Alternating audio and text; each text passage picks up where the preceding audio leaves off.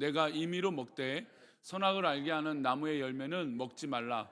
내가 먹는 날에는 반드시 죽으리라 하시니라. 아멘. 예, 기도하겠습니다. 하나님, 주의 놀라운 은혜 속에 오늘도 귀한 수요 예배를 드립니다. 귀한 예배를 드리는 믿음의 백성들에게 우리 기도자가 기도했던 것처럼 우리가 정말로 하나님 마음을 시원케 하고 또 오히려 우리의 영혼이 자유케 되어지는 놀라운 은혜가 있게 해 주시고, 이제 2023년 얼마 남지 않은 이 한 달여 시간들을 하나님 믿음으로 돌아보며 또 우리가 조금이라도 성장하고 성숙해지는 정말 그런 믿음의 은혜가 우리 가운데 있게 하여 주옵소서. 하나님께서 우리를 긍휼히 여기셔서 주의 놀라운 은혜로 붙들어 주시기 원하며 이 시간 범사에 감사하여 드려진 예물을 기뻐 받아 주시고 말씀 가운데 함께 하시옵소서. 예수님의 이름으로 기도 올리옵나이다. 아멘. 지금 하나님의 정체성, 하나님의 인격성에 대해서 말씀을 수요일마다 저와 함께 나누고 있습니다. 사람을 알아간다는 건 굉장히 기쁘고 좋은 일입니다. 하지만 사람은 더 알아갈수록 또 때로는 실망할 수도 있고, 때로는 더 진국이네라고 하는 이런 마음을 느낄 때가 있죠. 또 때로는 사람을 사귀고 교제하다가 상처받은 기억이 큰 사람들은 좀 이렇게 주저하게 됩니다. 내가 사람을 이게 많이 아끼고 사랑해봤자 좀 나는 오히려 상처를 받아. 그래서 이렇게 방어적인 경황들을 가지고 있는 분들이 있고, 어떤 분들은 가볍게, 그러니까 깊은 교제가 아니라 조금 이게 가벼운 교제로 여러 두루 이 사귀는 경우들을 보게 됩니다. 그러니까 그것도 인격적인 어떤 방어의 영역인 거죠.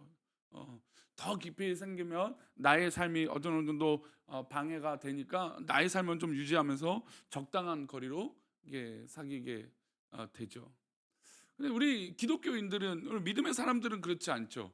우리는 사귀는 것, 교제하는 걸 넘어서 우리는 뭐라고 말합니까? 가족이라고 얘기합니다. 공동체, 한 식구라고 얘기하죠. 우리 교회는 함께 밥을 먹고 함께 한다라는 것은 단순히 우리가 알아간다는 걸 넘어서 밥을 먹지 않은 사람에게 뭐라고 우리가 안부를 묻습니까? 식사하셨습니까? 라고 묻는 거죠. 그의 안부와 그의 모든 것들을 들여다보고 싶다라는 게 바로 이 공동체입니다. 그래서 실제로 이 전 세계적으로 이 공동체를, 그러니까 더 깊이 우리가 아예 공동체 생활을 하자. 우리나라도 이제 공동체 생활을 하는 경우들 있죠. 대표적으로 뭐 신앙촌, 공동체 생활이라고 할 수 있습니다. 근데 그거 말고도 참 많은 이 신앙의 공동체가 있어요. 이제 물론 이제 자꾸 이제 이단이나 조금 비성경적으로 흘러가서 조심스럽죠, 이 공동체가. 근데 그럼에도 불구하고 공동체를 왜 만드냐면 자꾸 세상에 살다 보면 우리가 죄 지으니까, 물들으니까 우리끼리 좀 정말 자급하고 하자. 그래서 또 미국에 가면은 뭐 영국에도 그런 데가 있는데 옛날 옷이 있죠. 옛날 옷. 우리는 보수적이고 우리는 하나님만 아는 공동체야. 그래서 외부의 어떤 교제를 딱 울타리로 가로막고 우리끼리만 먹고 살자. 뭐 이런 이 공동체를 만드는 경우들이 있어요. 어쨌든 교회라고 하는 것은 공동체, 즉 한 가족이라고 얘기합니다. 그래서 이제 한국 교회는 그런 과도기를 보냈죠. 물론 지금도 그 과도기라고 할 수 있습니다. 사실 이제 교회와 더 가까워지면 가까워질수록 상대방의 어떤 이 어려움들과 아픔과 어떤 것들을 다 알게 됩니다. 그러니까 상처들도 알게 되죠. 그래서 나는 이제 한 가족이기에 쉽게 그 상처에 대한 이야기를 하지만 받아들이는 사람 입장에서 그 상처는 아직도 아픈 거예요. 그래서 그 얘기를 쉽게 하기가 어려워요. 근데 누가 옳다라고 말할 수는 없어요. 하지만 이거 갖고 교회에서 문제가 종종 발생됩니다. 왜 그렇게 말해서 나에게 아픔을 다시 주느냐. 근데 또 말하는 입장에서 나는 가족 같아서 정말 사랑하는 마음으로 그렇게 얘기하는 거야 라고 얘기를 합니다. 둘 다 뭐 물론 한쪽은 좀 가볍게 접근할 수도 있지만 한쪽은 또 너무 지나치게 이 경계선을 두어서 이 교회 공동체가 하나 되기가 어려운 문제가 있어요. 우리 기도하실 때도 우리 교회가 한 가정, 한 공동체, 이런 정말 얼마나 좋아요. 그러니까 사실은 교회는 뭐 말 그대로 우리 예전에 그랬잖아요. 저 집에 숟가락 몇 개 있는까지도 안다. 사실 그게 부끄러움이 아니에요. 근데 어느 날부터 우리나라가 경제적인 성장과 어떤 이 자기 성공에 취하다 보니까 나는 그러니까 좀 어느 정도 수준에 있다면 막 자랑하죠. 그러면 이제 자랑을 듣는 반대쪽 입장에서는 그렇지 못한다면 좀 감추죠. 근데 초대교회를 보시면 아시겠지만 이들이 초대교회에서 모였을 때 어떻게 했습니까? 자신의 모든 것들을 다 공유했어요. 나눴어요. 있는 사람은 모든 것들을 다 팔아서 함께 했어요. 가난한 사람을 구제했어요. 그래서 초대교회 문제는 가난한 사람들을 누구를 돕느냐, 어떻게 돕느냐, 그리고 어느 민족, 어느 족속을 돕느냐, 이게 문제였어요. 그러니까 다 도와줘야 되는데 아무래도 돕다 보니까 한쪽이 좀 치우치다 보니까, 그래서 야 이러다가 우리 목회 못하니까 일곱 집사를 세우자. 그래서 직분자를 세우기 시작한 것이죠. 근데 사실 우리가 막 은혜를 받고 교회 안에서도 정말 성령이 충만하면 내 거를 아끼지 않아요. 그래요, 진짜 그래요. 내 거를 아끼지 않죠. 함께 우리 식구들. 그래서 막 교회 어느 날 교회 누가 오게 되면 막 신나요. 와, 우리 교회 누가 왔다. 또 누가 오는구나. 얼마나 감사하고 기쁜지 몰라. 근데 어떤 마음이 이게 은혜가 없으면 저 사람은 왜 오지? 저 사람은 왜 저러지? 아이고, 고민이 되네. 막 이렇게 받아들이게 된다는 거죠. 그러니까 은혜가 있으면 사실 다 흘려보낼 수 있어요. 그래서 제가 어제 사실 이제 새벽 예배를 드리고 참 은혜 받았던 건, 다윗이 하나님 앞에 언약궤가 돌아왔을 때 얼마나 감사히 예배한 줄 몰라요. 근데 언약궤 하면 참 대단하잖아요, 그렇죠? 언약궤 하면 교회의 생명이고 뭐 그 당시 전쟁의 승리의 상징이고 하나님의 임재를 나타내고 함부로 만졌다간 죽기도 하는 이런 뭐 엄숙하고 거룩한 존재가 바로 언약궤라는 거예요. 근데 그 언약궤가 돌아왔을 때 다윗은 막 춤을 추면서 정말 하체가 다 드러날 정도로 춤을 막 그렇게 췄어요. 근데 그 사람이 이제 조용히 언약궤가 딱 왔는데 하나님 앞에 예배를 드려가면서 그 언약궤를 뭐라고 표현하냐면 그것이라고 표현을 해요. 그것. 왠지 지금까지 엄청나게 귀하게 여겼던 이 언약궤에 비해서 지금 언약궤를 표현하는 방법이 마치 제 3자를 대하듯이, 저기 있는 물건을 대하듯이 그것이라고 표현을 해요. 그게 무슨 얘기냐면 예배하는데 가장 중요한 건 하나님을 만나는 게 중요하지 요 물건 요것이 중요하지 않다라는 거예요. 언약궤는 분명히 소중하고 중요했지만 그건 하나님의 임재를 말하는 것이지 그것이 하나님의 아니라는 거예요. 그러니까 즉 우상이 되면 안 된다라는 것이죠. 그러고 나서 그렇게 예배를 잘 드리고 나니까 어떻게 하냐면 백성들하고 먹을 것을 나누고 함께하고 있던 것들을 나눠요. 즉 뭡니까? 은혜를 받으니까 흘려보낸다라는 것이죠. 저는 우리 수요예배에 오신 분들이 은혜가 충만하시기를 축원합니다. 정말 요즘같이 얼마나 이기적인 시대예요.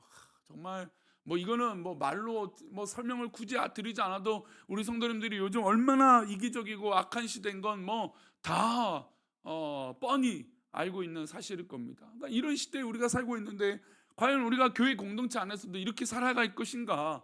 선을 긋고 내 것은 보호하고 감추고 이렇게 살아가는 것이 과연 옳은 것인가? 그렇지 않죠. 모든 것을 나타내고 모든 것을 드러내고 모든 것을 나눠도 부족함이 없는 게 교회 공동체, 그런 공동체가 되어야 될 줄 믿습니다. 그러다 보면 분명히 비교가 돼요. 어떤 분들은 많이 배운 분이 있고 못 배운 분이 있을 거예요. 어떤 분은 뭐 많이 있는 분이 있고 어떤 분은 좀 적게 있는 분이 있을 거예요. 어떤 분은 뭘 할 때마다 잘하는 분이 있고 어떤 분은 뭘 할 때마다 안 되는 분이 있을 수도 있어요. 근데 이 모든 것들이 어우러져야 교회 공동체가 되는 거예요. 아이고 저 사람 저렇게 하면 안 돼. 맞아요. 그거 틀린 말 아니에요. 저는 우리 성도들이 저한테 틀린 말 한다고 생각하지 않아요. 잘못된 말 한다고 생각하지 않아요. 하지만 우리는 어떤 사람들입니까? 은혜를 흘려보내는 사람들이에요. 정말 믿음의 사람, 선줄로 알면 뭐라고 조심하라고 하나님 주님께서 말씀하셨어요? 넘어질까 조심하라. 내가 서 있다면, 내가 정말 교회 안에서 중심이고 하나님 앞에 서 있는 사람이라면 넘어질까 조심하는 거예요. 그 넘어지지 않으려면 어떻게 돼요? 흘려보내는 거예요. 흘려보내. 내가 받은 은혜를 흘려보내고 나의 감사를 흘려보내고 나의 사랑받은 걸 흘려보내야 건강한 공동체가 되는 것이죠. 우리 수요예배 오신 분들이 그런 공동체가 되는 그런 밑거름의 은혜의 성도들이 되시기를 축원합니다. 그럼 어디서 은혜를 받을 수 있는가? 저는 오늘 그런 부분을 얘기하고 싶어요. 바로 하나님과 교제할 때, 하나님과 진정한 교제가 있을 때 은혜가 넘쳐요. 첫 번째, 하나님과 어떤 교제가 있습니까? 성경 역사들 한번 볼까요? 아담의 교제예요. 우리 창세기 2장 16절과 17절인데요. 함께 읽겠습니다. 여호와 하나님이 그 사람에게 명하여 이르되 임의로 먹되 선악을 알게 하는 나무 열매는 먹지 말라. 내가 먹는 날에는 반드시 죽으리나 하시니라. 하나님께서 누구에게 말을 건네셨습니까? 아담에게 말을 건네셨어요. 동상 각종 나무 열매는 내가 임의로 다 마음대로 해. 이게 이제 성경의 언어니까 이게 굉장히 딱딱하지만 언어적으로 보면 굉장히 따뜻한 표현이에요. 내가 임의로 다 먹어. 괜찮아. 모든 거 다 해. 전부 다 해.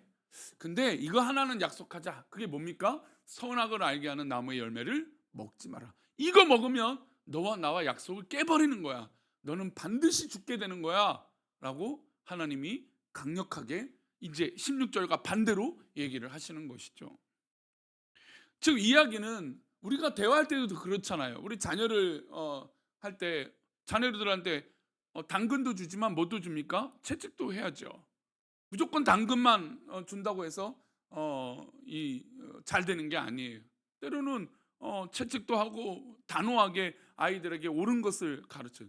그래서 저는 창세기에서 이 선악을 알게 하는 이 교육은 우리 아이들에게 정말 명백하고 중요한 거예요. 지금 우리 자녀들이 우리 아이들이 이 시대가 선악을 구별하지 못하니까 아이들이 지금 정말 본인이 뭘 하고 있는지도 모르는 거예요. 어제 그제 뉴스 가운데 한 여고생이 선생님한테 내가 어느 집 딸인데 나한테 이렇게 함부로 하냐고 그렇게 대드는 영상이 딱 떠올라. 야, 이슈가 됐죠. 그게 근데 사실 저는 지금 우리 한국 사회의 현실이에요. 옳은 걸 모르는 거죠. 옳은 걸. 자기가 훈계를 받을 짓을 해서 훈계를 했는데 그 훈계인데 감히 누구 집 딸인데 나한테 이렇게 하느냐 이렇게 대하는 거죠. 그러니까 뭔가 지금 우리도 지금 사회에서 뭔가 마찰이 있을 때요. 나에게 1%만 옳은 게 있으면요. 절대 양보하지 않아요.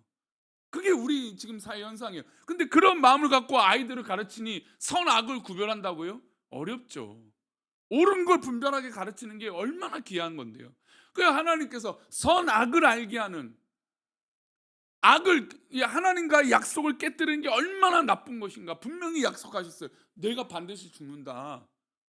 그러니까 우리 자녀들에게도 선악을 알게 하는 것이 생명을 걸고 가르칠 만한 일이에요. 이거 하면 큰일 나 너.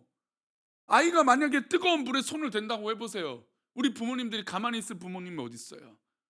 내 자식이 뭔가 해를 당하고 이런 거는 적극적으로 말리면서 우리 아이들이 사회에 나가서 옳고 그름을 행동하는 것을 가르치지 않는다. 이거는 너무나 앞뒤가 안 맞는 거죠. 자기 몸은 상하고 부모가 걱정하는 거는 괜찮고 나머지들은 다 허용이 된다? 이건 아니죠. 모든 것에 하나님께서 원하시는 것을 가르치는 게 정말 진정한 교육이고 진정한 가치인 것이죠. 물론 지금은 그 이스라엘의 이 랍비 교육, 이 탈무드 교육, 이 구약의 성경의 교육, 말씀의 교육으로 유명해진 이태윤의 자녀 교육. 그만큼 우리나라는 그 정도로 많이 가르쳤다. 근데 뭔가 빠진 게 있어요. 우리나라는 지식은 가르쳤지만 뭐를 가르치지 않았어요? 지혜를 가르치지 않은 거죠. 그러니까 지혜는 어디서 옵니까? 선악을 알게 하는 데 있다라는 거예요. 하나님의 말씀을 지키는 거. 근데 하나님은 그 인간들을 만나실 때 대하실 때 이렇게 대화를 하시는 거예요. 야, 모든 걸 내가 다 해도 돼. 그런데 이거 하나 하면 너는 정말 큰일 나. 단호한 하나님의 약속이죠. 3장 9절에서도 19절의 말씀 한번 볼까요? 우리 9절부터 19절인데요. 2장 9절부터 되어 있네요. 제가 한번 3장 9절부터 19절인데 아니에요. 제가 잘못 표시한 걸 것 같아요. 제가 읽겠습니다. 3장 9절에서 19절의 말씀 한번 보시면 제가 한번 읽어볼게요. 여호와 하나님이 아담을 부르시며 그에게 이르시되 내가 어디 있느냐. 그러니까 이 얘기는 지금 하나님이 방금 약속하셨잖아요. 너 모든 거 다 먹어 했는데 이 아담이 하와가 뭘 먹었습니까? 선악을 알게 하는 나무를 먹었습니다. 그러면 정령 죽으리라 하셨어요. 죽는다라고 말씀하셨는데 이들이 지키지 않았어요. 그러면 이들이 심판받아야죠. 근데 하나님의 첫 부르심은 뭡니까? 9절 말씀 보니까 여호와 하나님이 아담을 부르시며 그에게 이르시되 내가 어디 있느냐. 그러니까 하나님은 지금 이 죄를 지은 약속을 지키지 않은 아담을 어떻게 하십니까? 만나시는 거죠. 대화하시는 거죠. 그러니까 즉 우리가 죄인이 될지라도 하나님은 어떤 하나님이십니까? 대화하시는 하나님이에요. 어떤 잘못을 해도 대화하시는 하나님. 우리 자녀들을 키울 때 만약에 아이들이 잘못했어요. 근데 아이들이요 참 영특한 게요. 자기가 잘못한 걸 알아요. 분명히 엄마 아빠가 하지마 했던 거 분명히 알아요. 근데 아이들이 요거를 내가 잘못했으면 눈치를 살살 봅니다. 여우같이 보는 친구가 있고 곰같이 보는 친구가 있어요. 그래요. 근데 살살 아는 거죠. 근데 부모님이 어머니가 아버지가 말씀 내려주세요. 예. 부모님이 얘기를 하죠. 얘기를 합니다. 뭐라고 얘기해요? 솔직히 말해봐. 그러죠. 안 하세요? 솔직히 말해봐. 기회를 주는 거예요. 야, 너 솔직히 말해봐. 그러면 여기서 이제 엄마 아빠의 성향과 모든 자기의 살 길을 아는 친구들은 이제 솔직하게 얘기를 합니다. 근데 만약에 여기서 속여요. 뻔히 아는데 감춰요. 그때는 어떻게 돼요? 정말 확실하게 교육을 하죠. 아니, 그 확실한 교육은 각 가정에 맞게끔 하세요. 제가 기준은 말씀 못 드리겠고 각 가정의 스타일대로 엄중하게 엄히 가르칩니다. 왜요? 거짓말하는 건 용납할 수 없잖아요. 우리 아이들이 점점 크면서 엄마 아빠는 맨날 거짓말하면서 나한테 거짓말하지 마. 그럴지라도 아이들은 거짓말하지 말라고 가르치잖아요. 예? 왜 또 찔려요? 그래요, 우리가 그런잖아요. 우리가 그래요. 그럴지라도 지금 아담을 부르시는 하나님, 지금 선악을 알게 하는 나무를 먹었어요. 선악과 먹지 말라 했는데, 근데 하나님이 아담아 내가 어디 있느냐라고 물으시는 거죠. 그러니까 하나님은 지금 이 순간에도 누구랑 대화하고 원하십니까? 예, 아담과 하와 대화하고 싶으신 거예요. 그런데 이가 감추는 것이죠. 여러분, 우리가 어떤 상황이든 어떤 환경이든 그것은 중요하잖아요. 저는 이제 주일날 주말에 요즘 보는 드라마 하나가 딱 생겼어요. 근데 지난주에 참 감동스러운 대사 한 줄이 나오더라고요. 어떤 대사냐면 한 유명한 가수가 그 이제 무명 가수에게 얘기를 합니다.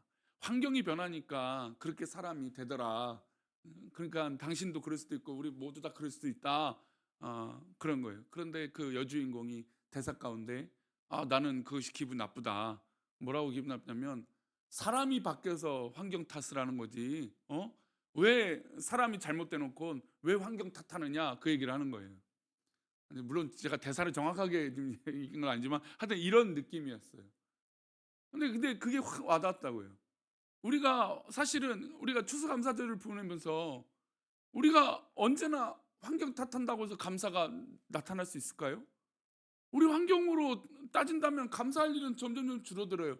근데 그 본질이 있잖아요, 본질. 하나님 살아계심을 믿고 하나님이 우리를 얼마나 사랑하신 줄 믿고 태풍은 그럼에도 불구하고 우리 가운데 불어와요.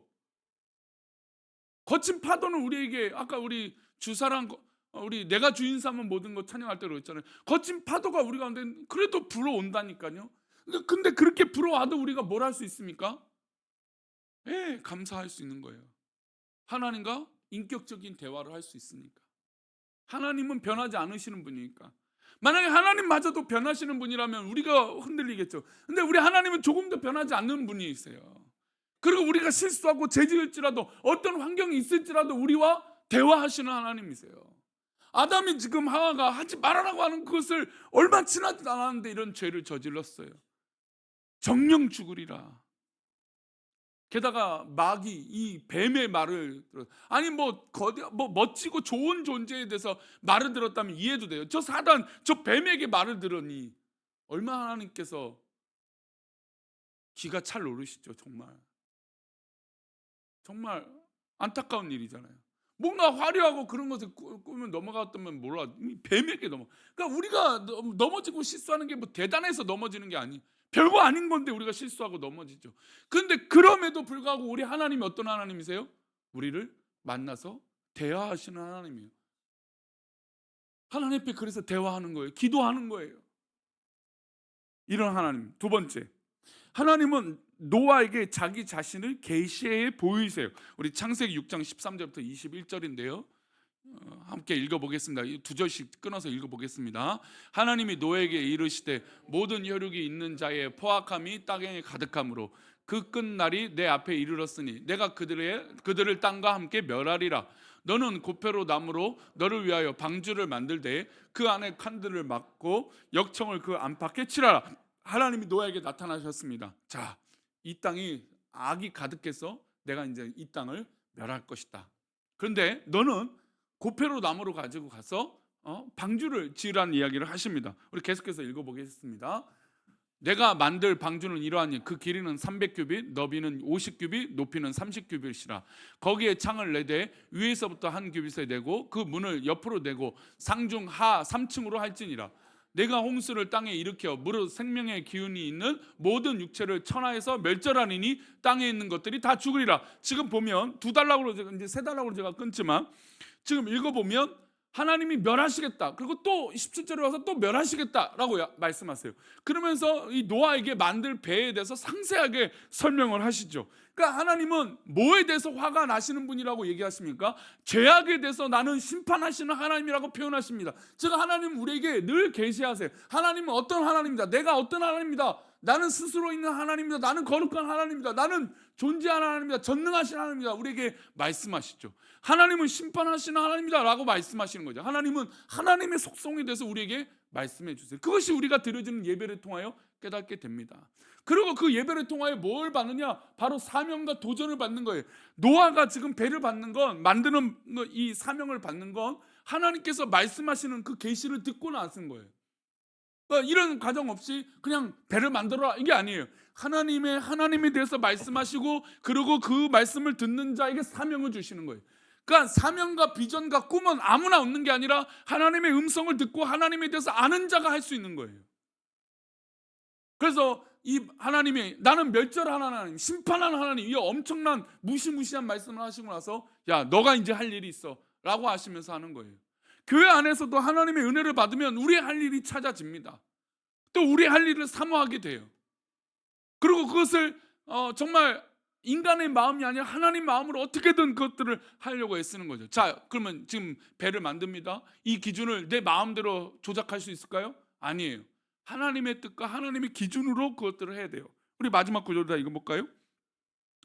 그러나 너와는 내가 내 언약을 세우니 너는 내 아들들과 내 아내와 내 며느리들과 함께 그 방주로 들어가고 혈육 있는 모든 생물을 너는 각기 암수 한 쌍씩 방주로 이끌어들여 너와 함께 생명을 보존하게 하되. 그렇습니다. 그러고 나서 이제 심판한다라고 2번 말씀하시고 이제 내가 너와 언약을 세우겠다. 너희 자녀들과 너희 며느리들과 함께 이제 이 심판 이후에 무지개의 언약과 영원한 언약을 허락하신다라는 것이에요. 그리고 혈육이 있는 모든 생물들을 배에 가두라고 얘기하십니다. 데리고 오라고 하시는 거죠.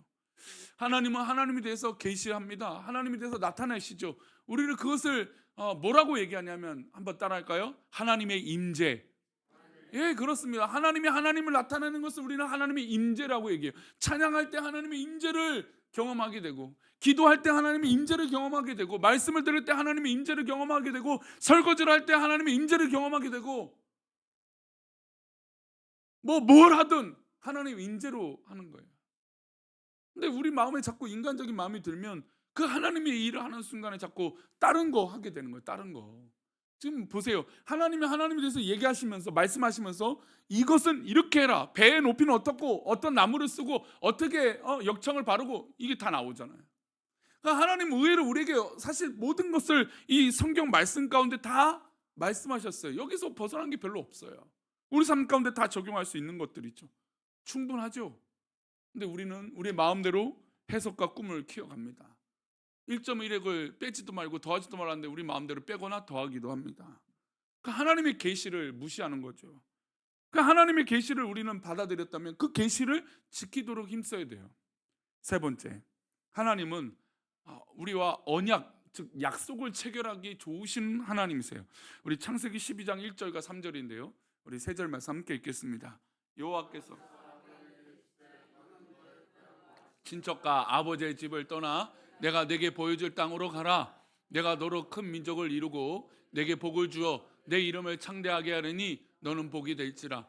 너를 축복하는 자에게는 내가 복을 내리고 너를 저주하는 자에게는 내가 저주하리니 땅의 모든 족속이 너로 말미암아 복을 얻을 것이라 하신지라.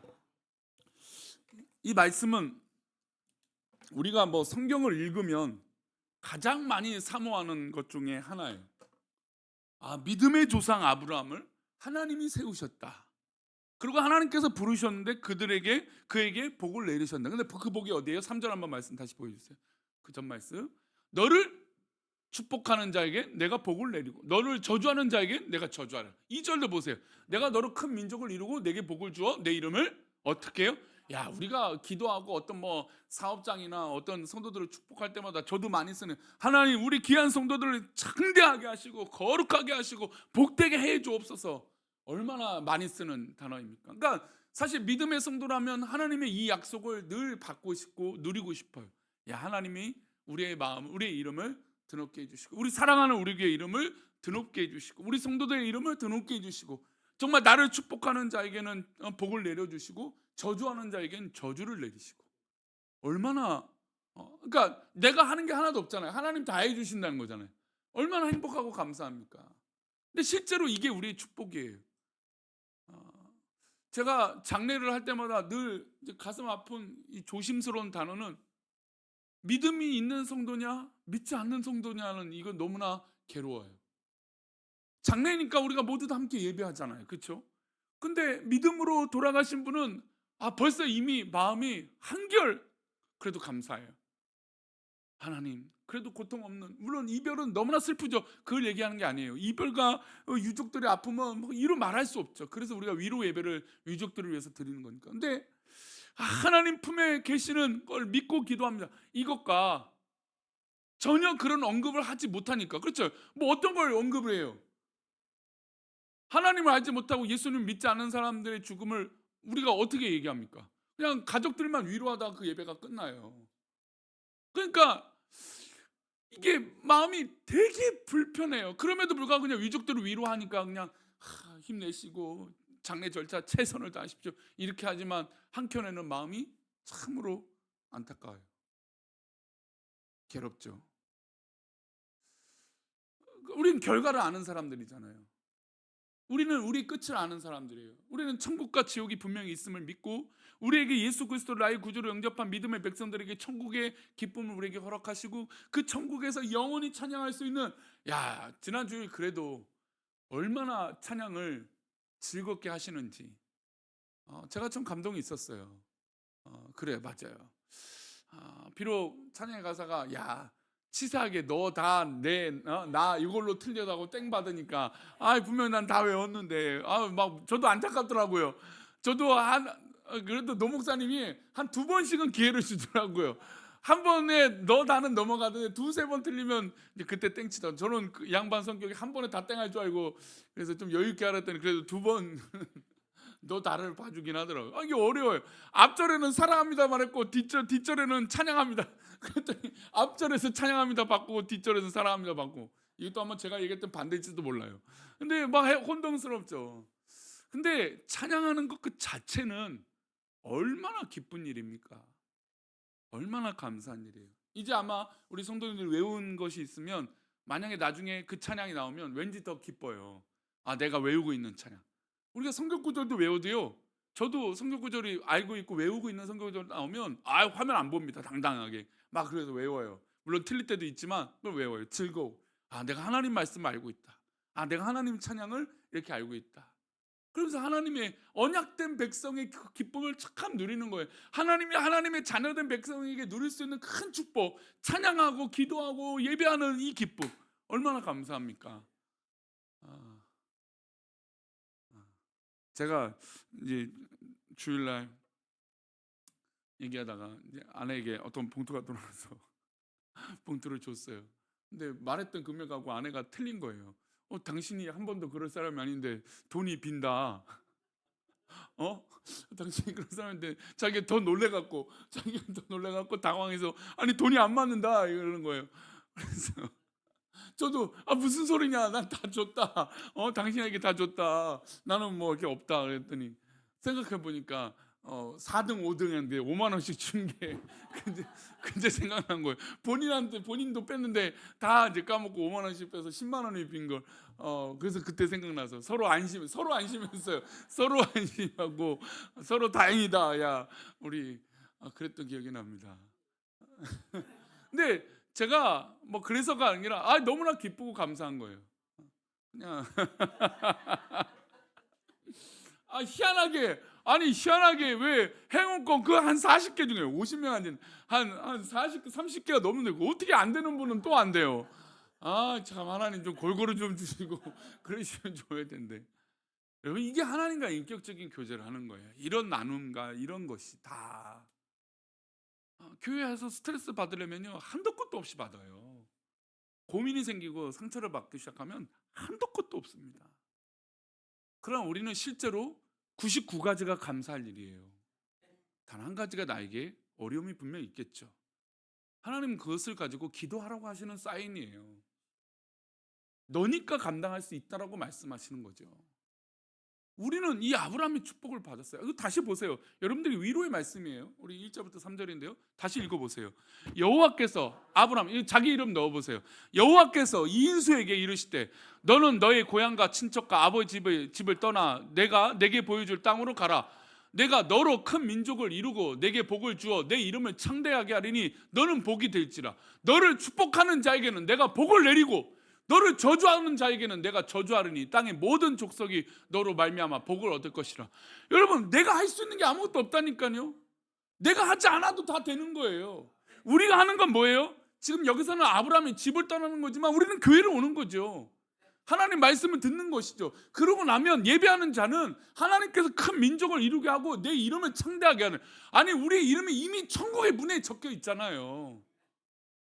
우리 이름이 이미 창대하게 된 거 아닙니까? 우리 복이 된 거 아닙니까? 그럼 보세요. 너를 축복하는 자는 복을 내리신대. 나에게 상처를 주고 저주하는 자 하나님 갚아주신다. 내가 하는 게 아무것도 없어요. 하나님 다 갚아주시는 거예요 결국에. 근데 왜 우리가 부득불 여기서 갚아야 되느냐 이거예요. 왜 우리가 교회 안에서 그것을 갚아야 성이 풀리냐 이거예요. 하나도 아니에요. 하나도 아니에요. 별거 아니에요. 아무것도 아니에요. 가만 보면 내가 더 잘못할 때가 많아요. 그래서 주님께서 모에 있는 들보를 보라고 했어요. 내 눈에 있는 것들은 보지 못하고 그래요. 여러분 우리는 이런 큰 촛불을 누린 사람입니다. 그러니 조금 더 아파할 필요 없어요. 저는 우리 그 수협에 오신 분들이 정말 그냥 괜찮아 그러셔도 돼요. 우리 부부가 알고 우리 하나님이 더 당연히 알고 계세요. 하나님 알고 계시니 억울할 필요 없어요. 하나님 다 책임져 주세요. 다 갚아주세요. 제가 누누이 얘기하지만 이 목사가 우리 성도님들을 100% 그것들을 해결해 주기 어려워요. 인간은 그래요. 어떤 방법으로 우리 성도들을 100% 용납시킬 수 없어요. 그럼 하나님 해주신다잖아요. 내게 복을 주는 자는 한번 따라합시다. 나에게 복을 주는 자는 그 사람에게 복을 주시고 나를 저주하는 자는 하나님이 저주하신다. 할렐루야. 얼마나 큰 축복이에요. 하나님 하신대잖아요. 내가 할 것도 없어요. 내가 하면 우리 그런 사극이나 드라마 보면 내 손에 뭘 안 묻힌다고요? 피를 안 묻힌다. 내가 할 게 없어요. 내가 하지 않아도 돼요. 하나님 다 하신다니 얼마나 감사해요. 하나님 해 주실 거예요. 그러니 우리 이런 인격적인 하나님을 만나서 어떤 풍랑에도 이기시는 저와 여러분 되시기를 축원합니다. 우리 찬양할 때 내가 주인 삼은 우리 힘차게 하나님 앞에 찬양합니다.